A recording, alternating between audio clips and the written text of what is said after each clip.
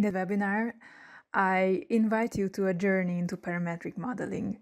Rhino Grasshopper is an amazing tool, easy to learn and hard to quit. I mean, it's sometimes as joyful and addictive as playing a game. With Rhino Grasshopper, you can set up as flexible AXISVM models as never before. I prove that you can achieve spectacular results in some days or weeks. Take a chance during the 90 days long free trial period available for every user. Combine it with our free plugin to extend your AXISVM modeling capabilities. Working on parametric models means also continuous learning. Beside the basic hundreds of components, nowadays there are 550 different applications available for Grasshopper, and 510 of them is free of charge. This means thousands of different components covering a significant part of the potential fields of usage. As architects, designers, managers, and many others can use Grasshopper in their projects, there are useful tools also for structural engineers. Parametric modeling gives space for your creativity, since there are a huge amount of correct solutions for each task. The solution you choose depends on your experience level, on the focus of the model you build, and on your future target.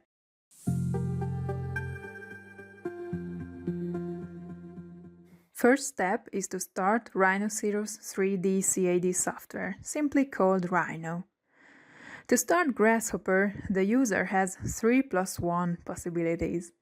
First, on the Standard tab, click the Grasshopper icon. Second, use the Tools menu Grasshopper menu point. Third, start to type Grasshopper into the Rhino command line and press Enter, then Grasshopper starts. There's also a trick. If you go to File menu and Properties, among the general settings, you can set the Grasshopper command to be run every time Rhino starts. This is the most comfortable solution. Grasshopper is completely integrated into Rhino. It is a visual programming language to design algorithms that perform actions inside Rhino environment. At the top of the Grasshopper window, you find the menu bar. Below the menu bar, there are 11 component palettes by default, and the tabs of the applications installed by the user appear also here.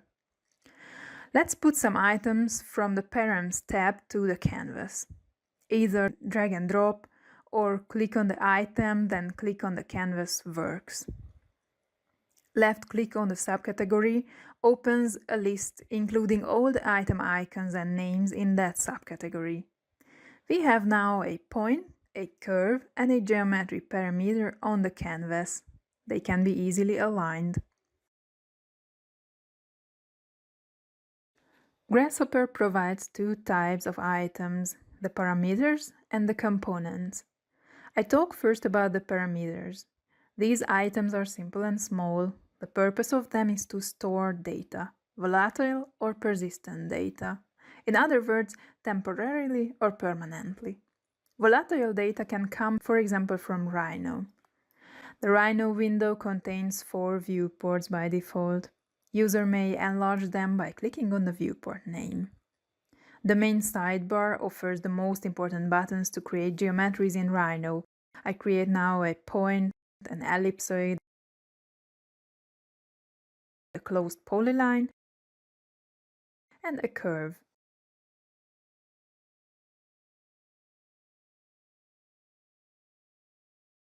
Look at the Grasshopper parameters. They have orange color. This means they are empty at the moment. Right-click on the point parameter, choose Select one point, click the point in Rhino. Then the color turns to gray, showing that the parameter contains some data. Let's do the same for the curve parameter. Notice that the geometry parameter can store many data types, point, line, curve, and so on, organized in a list. This example shows a significant piece of the power of Grasshopper, the flexibility. The implemented data handling and data conversions make Grasshopper highly user-friendly. If we click on an item, it becomes green. This is the color of the selected items. The data belonging to the item is highlighted with green in Rhino as well.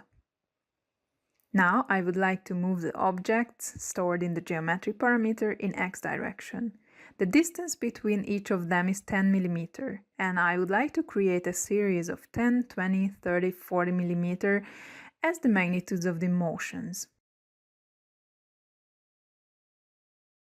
I take the series component from the Sets tab.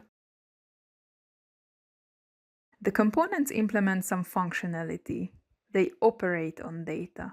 The series component provides a list of numbers from 0 to 9 by default. User may see the output by hovering the mouse over the name of the component's output parameter. We can add new items to the canvas by double-clicking and typing the name of the component or the parameter we need. This is a panel. This is probably the most often used component in Grasshopper. At the top of the component pop-up menu, we can change or delete the displayed name of the selected item. Panel serves as text input field, and it is able to visualize text or values. Let's configure the series component. You can follow the changes inside the panel. I create a number slider and connect it to the start input. Data transfer between the components happens via such wires. If we also change the step to 10, we get a series from 10 to 100. Reducing the count to 4, we have the required list. Notice that the single data are represented by simple wires. Data lists are represented by duplicated wires. I take now the unit X component from the Vector tab, and I use the created series as input called factor to enlarge the unit vector. I create a move component with the Ctrl-Alt-Click combination. Grasshopper shows me where this component is located. I move the data of the geometry parameter with the scaled motion vectors, and the outcome is immediately displayed in Rhino. It is a balloon. Let's talk about the data structures of Grasshopper. There are data lists and data trees. Grasshopper operates on list level. I mean, the inputs of the move component are two lists that consist of four elements. The first geometry is shifted by 10 mm, the second is shifted by 20 mm, and so on. We can change the data list to a data tree by selecting the graphed option. This puts each list item into a single branch. The flow of a data tree is represented by a dotted line. The data tree is a list of lists. Therefore, each branch is combined with the complete list of the motions. All the motion vectors act on each geometries.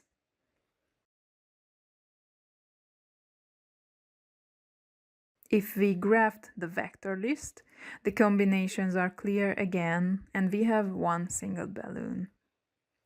These operations put some zeros into the branch IDs that can be removed using the Simplify option.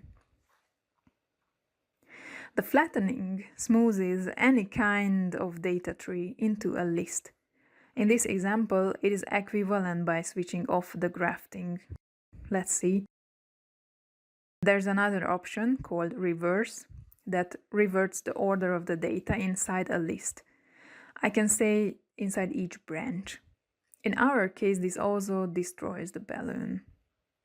We go back to the original state, and I show you one way to create multiple balloons.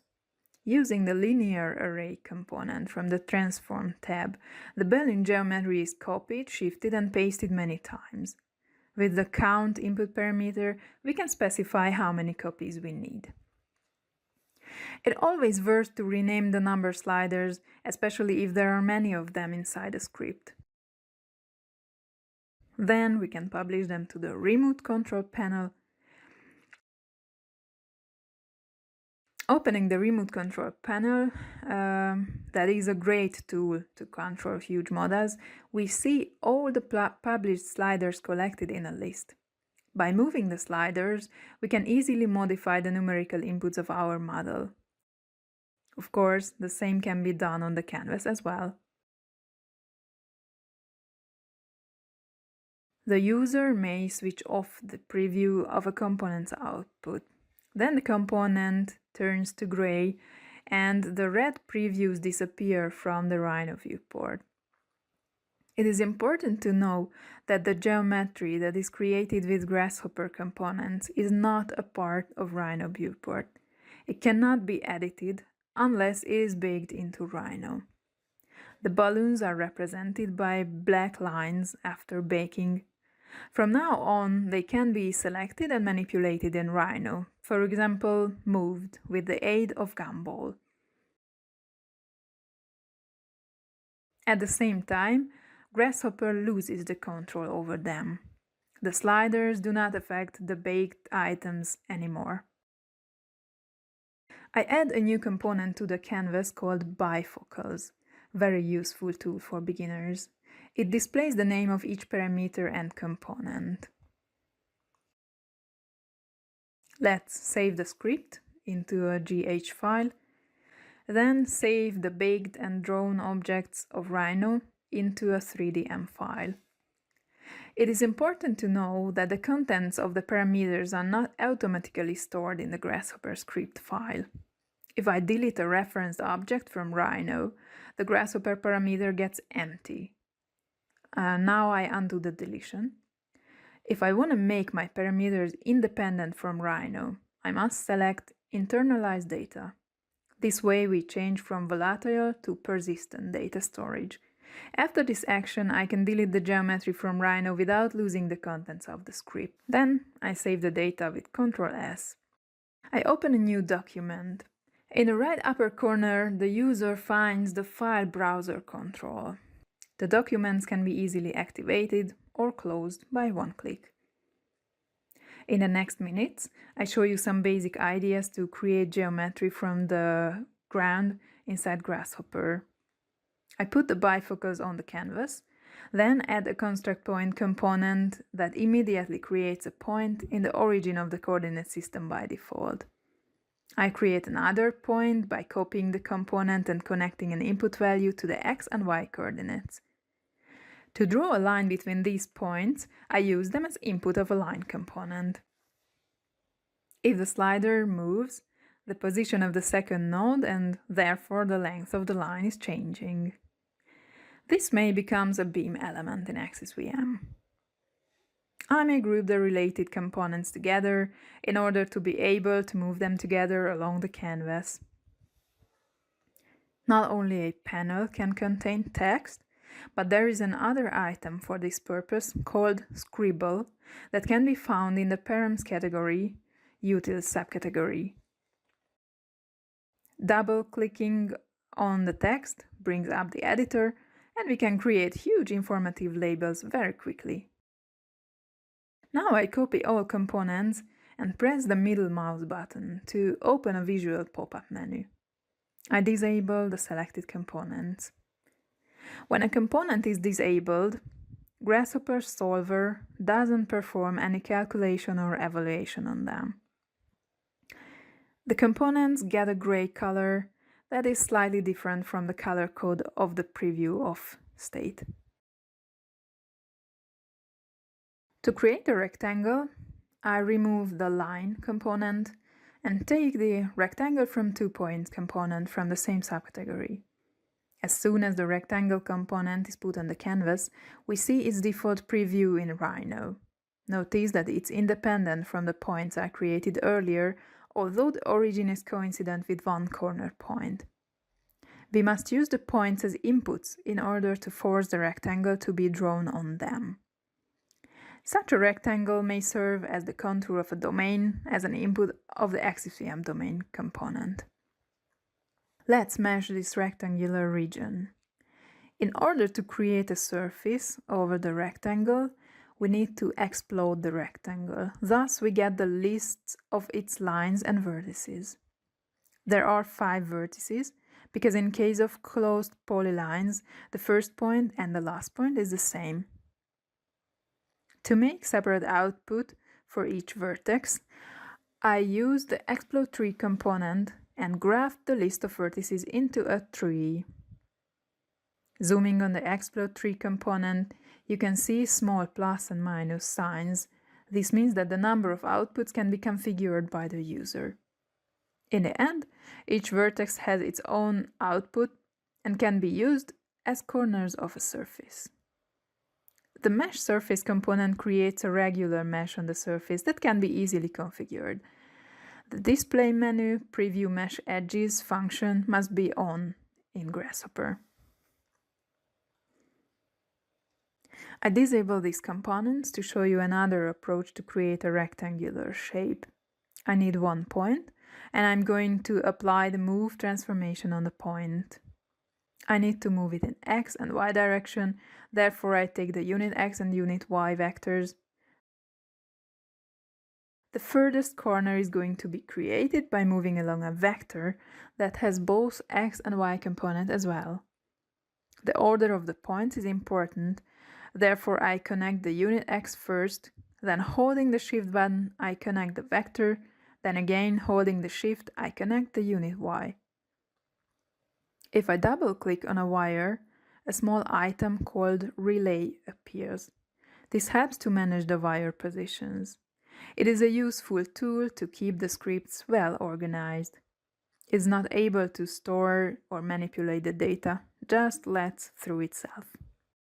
Connecting a slider to the unit vectors allows to move the points smoothly. The geometry output of the move component contains the coordinates of the 3 translated points. Notice that the original point is not included in this list. Therefore, when I would like to create a polyline, I need to connect the original point and the translated points as well. To close the polyline, I take the Boolean toggle input and set it to true to connect the first and last points. Let's make this polyline dependent from a Rhino point. I create a point and make a reference to it inside a point parameter in Grasshopper. Holding the Ctrl and Shift buttons, I migrate the inputs from the construct point components to the point parameter. Thus, I am able to move the 2 wires together. From now on, the location of the square depends on the position of the Rhino point. To get the Rhino Grasshopper closer to you even after the webinar, I introduced some websites with useful information, courses and materials. The first website is rhino3d.com, the official website of the software. As I mentioned at the beginning, there is a 90 days long free trial period for every user. After that, you need to buy a license key. Full price is about €1,000 for a permanent license that never expires. I must mention here that the Grasshopper to AXISVM plugin works only on Windows operating system. Under the Learn menu, the user finds many video tutorials, courses, books collected from the Rhino Grasshopper community. A bunch of them are available for free. The official courses are gathered on the rhino3d.education webpage. I filter to the English contents, and as a first step, I offer 3D free classes. The Introduction to Rhino 6, 7 or 8, depending on the version you have access to. The Pseudo-Hopper 3D that helps to learn Grasshopper through playing. And The Fundamental of Grasshopper 3D by David Rutten. He is probably the most authentic person to learn from, since he is the developer of the Grasshopper environment. LearnGrasshopper.com is the website of Chris Voislav. He worked on BIN projects for Sweco company in Norway.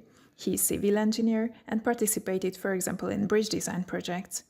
Nowadays, he offers free webinars as well as great online courses and some very useful documents. I recommend to download these files. They helped me a lot in learning and using Grasshopper. Chris is a member of the BIM Corner team, Therefore, his articles and videos are available on beamcorner.com. Worth to check out. On this slide, I collected the links to the presented websites. At the top, you also find the link where you can register a Rhino account. This is required for starting Rhino, and you can use this if you download apps for Grasshopper. I mentioned here some paid courses as well. The next slide shows the most important canvas and component manipulations and some shortcuts. I do not go through this in details. It is handed over to you within some days after the webinar.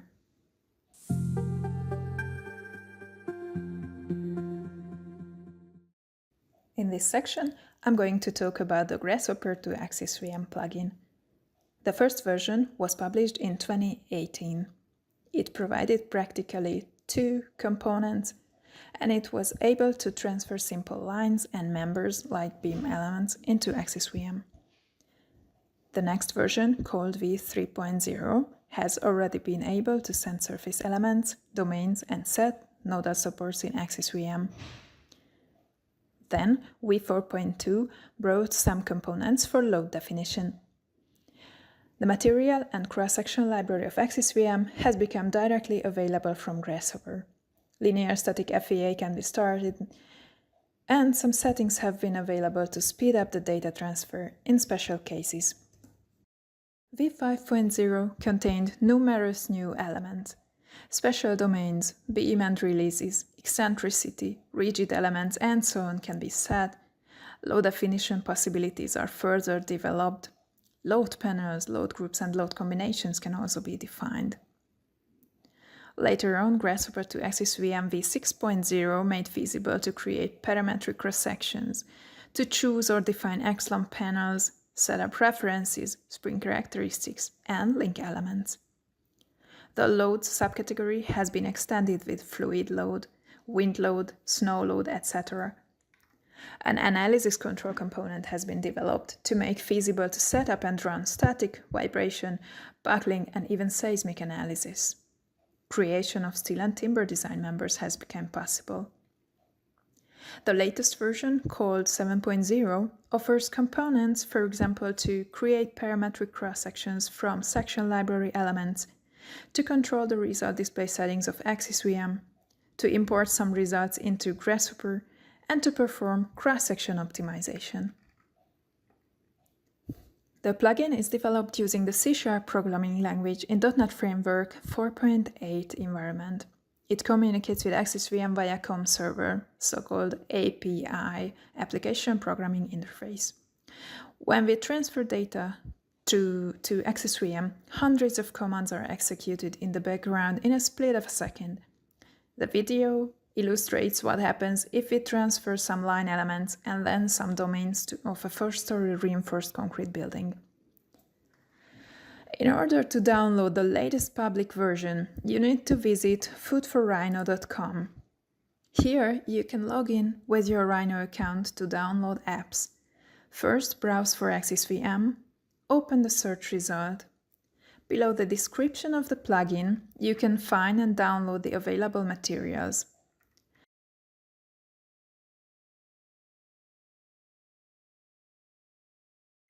After downloading the latest file package, there are 2 ways to install the plugin. You either click the Grasshopper file menu, Special Folders, Components folder, or directly go to App Data, Roaming, Grasshopper Libraries folder in the file browser. You see that I already have here the Bifocus plugin. This can also be downloaded from the foodforrhino.com. Let's paste the downloaded zip file into this folder. After unpacking it, right-click on the GHA file and select Unblock. This is needed because the operating system sometimes blocks the downloaded files, but Rhino is not able to load a blocked GHA file. Thus, the installation of the plugin is completed. To display the installed components, you need to restart Rhino. For detailed information about the components, you find the manual of the add-on on foodforrhino.com. After restarting Rhino and Grasshopper, the AXISVM tab will appear at the component palettes. The components are grouped into 5 categories: inputs, params, elements, loads, and send. Inputs subcategory contains mostly value list components that provide drop-down menus filled with relevant data lists. These serve, for example, as input of a line, domain, or load definition. At the bottom of the list, there are the XYZ and XYZ-XXYYZZ components. These can collect, for example, the support stiffnesses, all load magnitudes in each direction. This way they serve as inputs for other components. For example, the distributed load definition for line elements requires the system and axis inputs. The icons appear if we hover the mouse over the name of the input parameters. The value list can also be added simply from the component pop-up menu, and they are immediately connected to the relevant input parameter. Go ahead to the most simple topic, the params subcategory. Let's take the cross-section parameter and cross-section component from the palettes. We need to double-click on the cross-section component icon to open the AXISVM cross-section library in a form. The cross-section parameter can optionally help to organize our script and collect the cross-sections into a list. If we compare the two panels, we see that the parameter doesn't manipulate the data. The components of the element subcategory contain functionality related to cross-section and material library, creation of nodes, line elements, surface elements, domains, supports, and some special items like edge hinge, spring, diaphragm, and so on. Practically, these components create the elements of the finite element model. Let's select a cross-section with the already known component. Then take a cross-section from text component. If I use the section name I previously selected and use it as an input, I find another cross-section table on the output side. The reason is that the cross-section library contains some cross-sections in separate tables but with the same name. In such cases, the cross-section from text component takes the first matching table. If I want to use the same table as above, I must add the CS table input as well. The third option to define a cross-section in Grasshopper is the usage of cross-section thick polygon component. It requires a closed polyline as input. Outer contour must have counterclockwise, and openings must have clockwise vertex order. We must give a name to the cross-section, and the cross-section process type may be selected. The thick cross-section will be added to the AXISVM model, but not to the cross-section library. Material component opens the material library form after double-click and stores the selected material. The material from text component works similar to the cross-section from text. If the given material name appears in more than one national design codes, the user must specify the national design code, otherwise the first occurrence is considered. Points or nodes can be created with a very simple component that requires just points as input. To define simple lines or line elements, we provide two components. The basic component has lines, material, cross-section, and line type inputs. It can transfer simple lines, trusses, beams, and ribs. The line extended component offers much more possibilities: variable cross-section, local x-axis orientation, timber parameters, color settings, and so on. Here I show you a shortcut to make some magic. Alt and drag. It splits the canvas vertically. Tapping Alt again would change to horizontal split. It helps to gain some free space on the canvas if everything is full. To define beam end releases, the user needs to define a beam end release by selecting the release type and setting the release function index if necessary. Then, connect it to the appropriate degrees of freedom.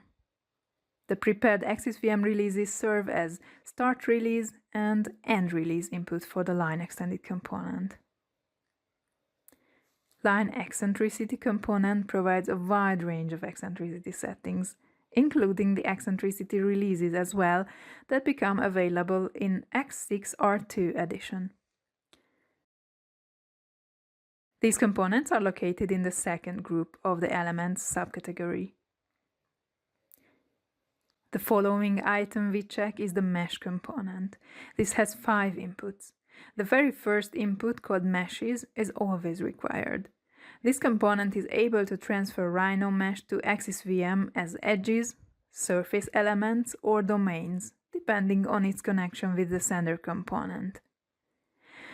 Therefore, the other inputs are not always relevant. For example, an edge or line element needs rather cross-section than thickness, and a domain will not consider any line type, of course. If we want to define domains, there are many other components available.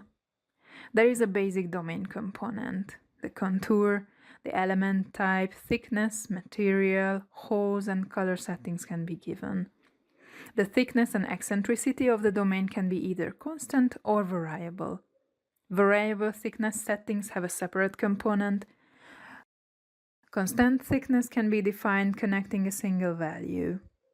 Eccentricity setting is implemented with the same logic. Furthermore, we offer components for 6 special domains as well. Composite rib domain, domain with custom stiffness matrix, hollow core domain, ribbed, trapezoid, and X-lam domain setup is available. Each of them gathers the specific inputs like profile sizes, hole type and direction, rib eccentricity settings, X-lam parameters, and so on. Go on to the next group. There is a supports component that collects the nodal, line, and surface supports from the script. Then the supports component will be connected to the sender component in the end. There are the 2 last groups in this subcategory. Diaphragm, edge hinge, and rigid elements are in the first group. Gap and spring elements are in the second. It is important that the AXISVM line component is not able to set up spring and gap elements because it doesn't get the required inputs. These element types can be created only with these special components you see now on the screen. We finished the elements subcategory and go on to the loads. I take first the load cases component. It is implemented the same way as the supports component is. I mean, it is a collector component of load definitions, then it will be connected to the sender component. The first input is the load case name. It is ST1 by default, but it can be changed, and then a new load case is created with the user-defined name in the AXISVM model. The load cases can be assigned to load groups and can be a part of load combinations considering user-defined factors as well. The nodal load component expects an AXISVM point as input. Note that Rhino point is not accepted because that's not able to have an AXISVM ID. At least one force or moment component must be non-zero in order to create a new nodal load.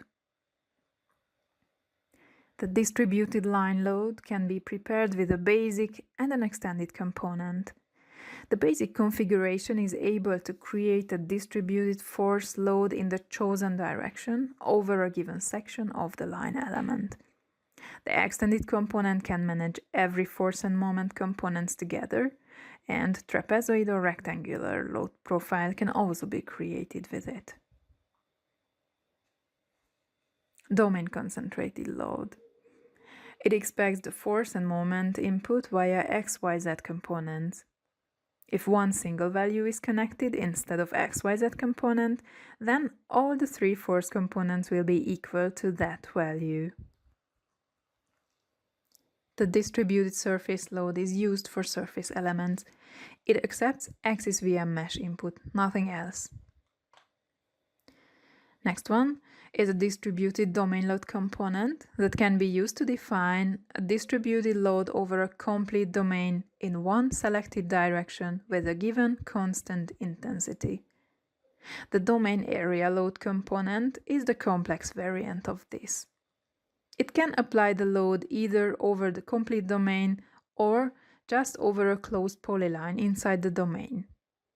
3 reference points can be given in order to consider a linear distribution. But if the point 1, 2, 3 input is empty, the intensities do not represent a linear distribution anymore, but they are applied in x, y, and z direction. The domain polyline load is dedicated to set up loads along a polyline in the domain. Every force and moment component can be defined for the start and end point of the polyline.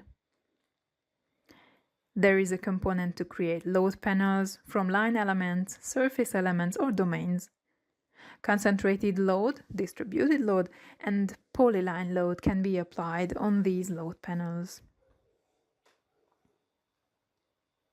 Self-weight component has 3 XMesh inputs that will be renamed in the released plugin. These inputs distinguish between mesh edge, surface, and domain. Thermal load may be applied on line element, mesh, or domain. For line element, the direction of temperature variation must also be selected from amongst local Y and Z axis. We reached the last subcategory. This contains 2 components, settings and Grasshopper to AXISVM, also called sender component. The settings is the first mandatory input of the sender component. To open a completely new AXISVM window, we need to set the new input to true. To open an existing AXS file, the new input must be false, and the file path needs to get a valid input. AXISVM windows need to be closed always by the user, since the models may be wanted to be edited after closing the Grasshopper script. During data transfer, the default process is to clean up the AXISVM model and resend all the data after any change. In case of complex models, this might be time-consuming. Therefore, the settings component offers some options for special cases to support the user. Just point coordinates can be used to speed up the data transfer to AXISVM if just the node coordinates change and the relations and properties remain all the same. Send only properties function is valuable if we have a huge model and the geometry remains unchanged, but we need to update thickness, line type, release type, or other properties of the elements that have no influence on the geometry itself. There are 3 more useful options that can be activated on demand by setting them to true. Check double removes the duplicated nodes and lines if there's any in the model. Intersect lines activates the intersect functionality of AXISVM if it's not automatically on. The last option is to decide whether we would like to start a linear static finite element analysis on the transferred model. Sender component collects all types of elements and loads that can be transferred, from points to load cases. The items that are not connected to the sender component will not be transferred to AXISVM. The sender component has one output called error. We need to connect a panel in order to display the error messages in case they occur. For example, if I use the AXISVM line component, it sends simple lines by default. When I set the line type to truss, it immediately sends error messages because material and cross-section input is missing. Therefore, the trussed element type cannot be set.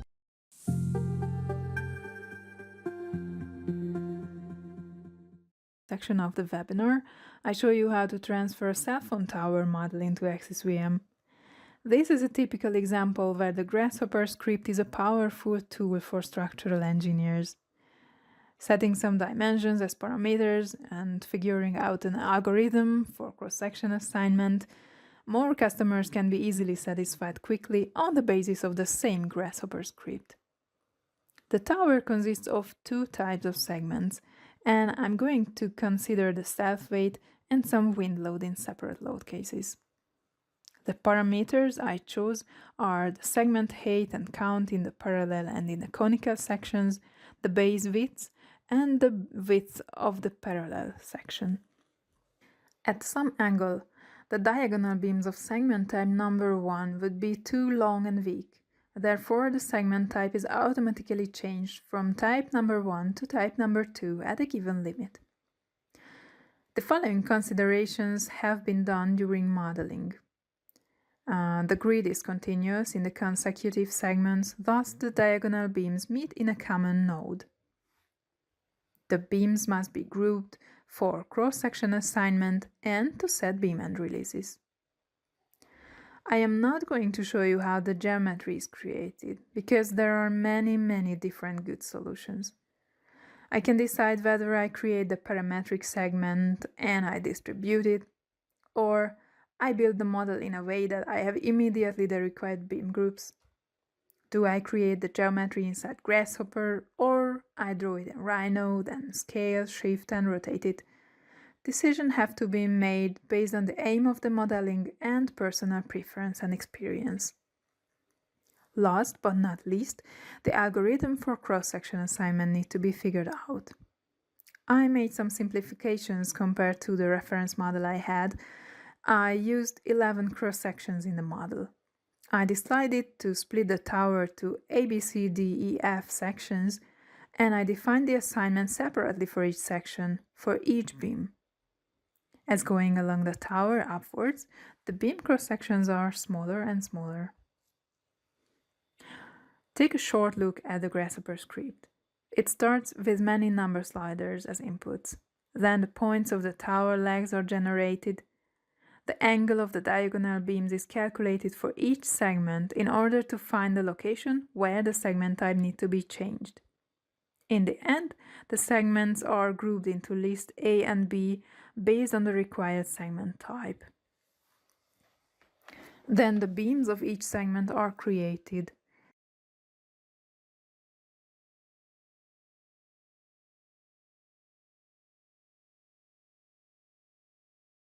Here you can see a point parameter, which collects every single point of the tower. Except of the tower legs, every beam needs beam end releases. Therefore, the beams are collected into two groups.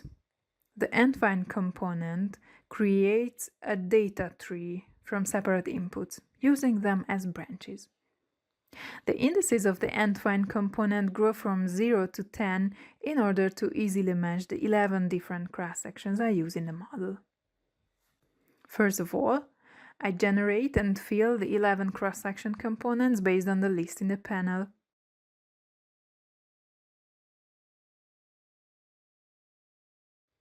When it is finished, I collect the cross-sections with the aid of two cross-section parameters. The first group contains cross-sections from 0 to 5, the second group from 5 to 10. Yes, cross-section number 5 is used in both groups. I cross-check the data in panels.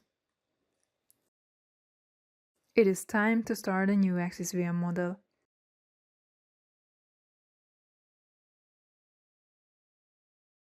I reorganized the windows to show Rhino, Grasshopper and AXISVM parallel. Let's transfer first the tower legs to AXISVM. I put an AXISVM line component onto the canvas and connect the appropriate lines as an input. Notice that this doesn't send anything to AXISVM because it is not connected to the sender component. Then I select the material and connect the second cross-section group. I take the line type value list and select beam. Notice that the line's input is a data tree. The cross-section input is a data list. We can visualize this with param viewer components. Our target is to assign different cross-sections to each line group, or more accurately, to each branch.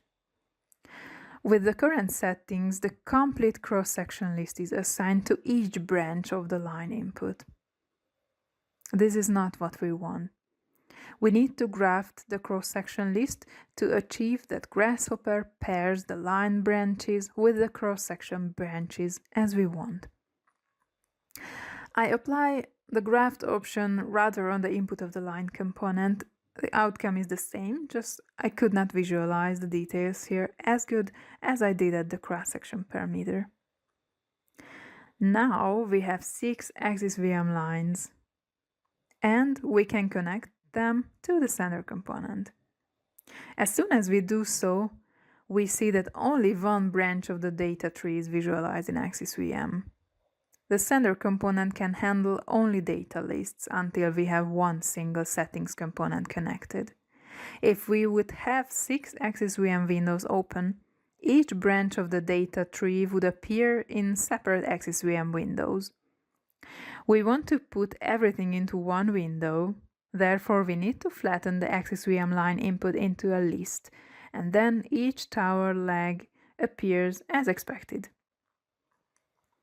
I make some space on the canvas because to send the released beams, I need to use the line extended component. I connect the lines input, select the line type, set the material. I want to use the same cross-section along the beams, therefore it is sufficient to feed the cross-section start input, and the cross-section end is considered to be the same. The cross-section input needs to be grafted for the same reasons I explained earlier. I take the beam end release component and set the release type to hinged. Function index is not required for this release type.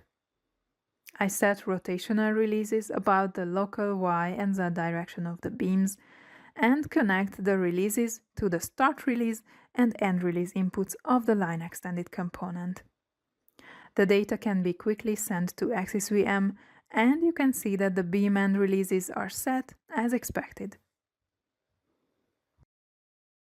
To keep the script clear, I connect the lines into a parameter first, and I lead them to the sender component and then to the self-weight component from there. The output of the self-weight component must be flattened into a list because we would like to consider every piece of that within one common load case.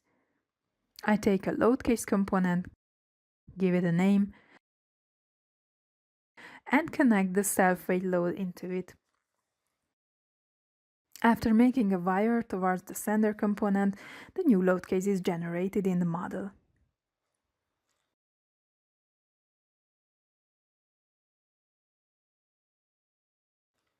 The nodal supports and the wind load are still missing. To create them, I go to the point parameter that collects all the points of the tower. I connect it to an AXISVM point component. The nodal supports need to be applied at the bottom of the tower. Those nodes are available in branch 0 of the data tree. Using the split tree component and mask 0, it is possible to separate the nodes we need from the rest. The output called positive contains the 3 nodes of branch 0 as required. Next step is to connect these nodes into a nodal support component and set a high stiffness value to each degrees of freedom. Look that instead of an XYZ XXYYZZ component, I connected one single value, and this is applied automatically for each degrees of freedom. The nodal support components lead to a support component, and then we go to the sender component. We need to recognize that the nodal supports have not appeared in the AXISVM model yet. The reason of this is that the points are not connected to the AXISVM sender component, therefore the supports component doesn't know which node indices to refer to. After connecting the points to the sender component, we still need to flatten the data tree in order to transfer all the data and the nodal supports finally visualized in the model. As a dummy wind load profile, I created a parabolic distribution inside the Grasshopper component that allows many kind of function manipulations and sampling. I create nodal loads in x direction. If I simply connect the data tree of points and the data list of force magnitudes, all force magnitude is applied on every single node.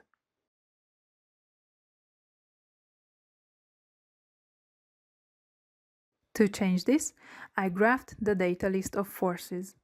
This way, each branch of the data trees are paired, and I have the required force magnitude at each level of the tower. I need to create a load case, give it a name, and flatten the nodal loads to a list. Then connect it to the sender component. And the new load case is available in the model. I would like to highlight that although more than one inputs are connected there, the load case's input doesn't need flattening in this case, because the two single inputs are organized into a list and not to a data tree. To summarize the main steps of the process, here's a list for you.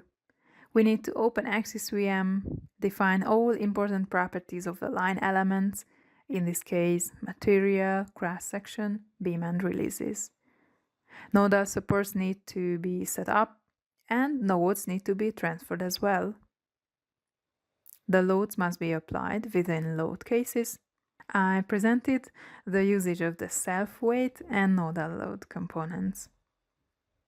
Last option in the list is to start a linear static FE analysis. First, I'm going to activate the intersect lines options because at the segment type number 2, there is one intersection that is not implemented in the Grasshopper script yet. Then run analysis must be also true. I need to save the model, then the analysis runs through. Automatic optimization is not yet available from Grasshopper, but after the completion of an analysis, the user can visualize, evaluate, and process the results and may start further simulations. Today you learn the basics of a software that is more and more often used by engineers because inside Grasshopper anyone is able to implement algorithms and parameterization without having to learn any programming language. The flexibility of Grasshopper makes feasible to model even the most complex shapes with moderate effort. The engineers may need some creativity and courage at the beginning to choose a repetitive task in which they could really try to involve Grasshopper. If they find a potential application with well-chosen parameters and clever modeling that keeps the model cohesive, they can spare a lot of time in the future by reusing the scripts in upcoming similar projects. I guess so that based on the webinar, you will manage to use the components of the Grasshopper to AXISVM plugin. The components require more or less the same inputs as the AXISVM user interface forms, so probably most of them will be clear for you. I hope you enjoyed the presentation, and you can hardly wait to download Rhino and our plugin to try yourself in parametric modeling. Thank you for your attention.